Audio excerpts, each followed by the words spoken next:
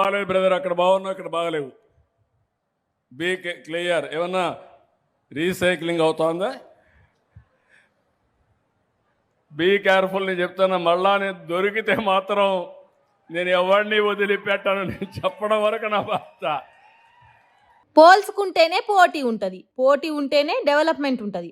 అది ఉండాలనో ఉండొద్దో చెప్పినట్టు చెప్పిండు ఏపీ సీఎం చంద్రాల్ సారు. తెలంగాణలో ఇస్తున్న బియ్యం మంచిగా ఉన్నాయి, ఇక్కడ మంచిగా లేవా? ఏమన్నా డౌట్లు ఉన్నాయా?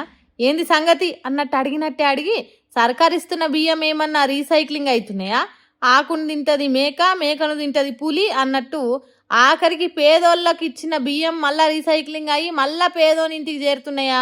అట్లేమన్నా గోల్మాల్ జరుగుతున్నదా? Be careful. నేను చెప్తున్నా, దొరికితే మాత్రం ఎవ్వలను వదిలిపెట్టా అని గట్టి వార్నింగ్ ఇస్తున్నాడు.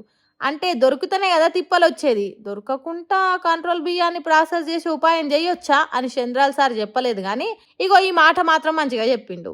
పేదవాళ్ళకి ఇచ్చే బియ్యం పేదవాడికే ఉపయోగపడాలి తప్ప రీసైక్లింగ్ చేస్తే మాత్రం ఎవరిని వదిలిపెట్టని మరొకసారి హెచ్చరిస్తున్నా, ప్రజలకు కూడా విజ్ఞప్తి చేస్తున్నా.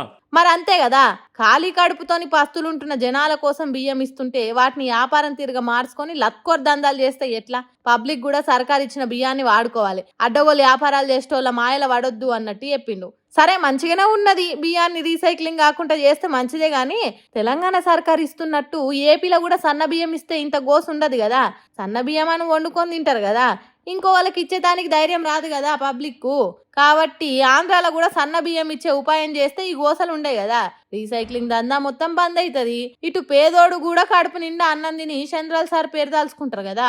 జర దాని గురించి ఆలోచన చేయండి సార్లు అని అంటుర్రట. ఆంధ్ర రాష్ట్రంలో రేషన్ కార్డులున్న పేదోళ్ళు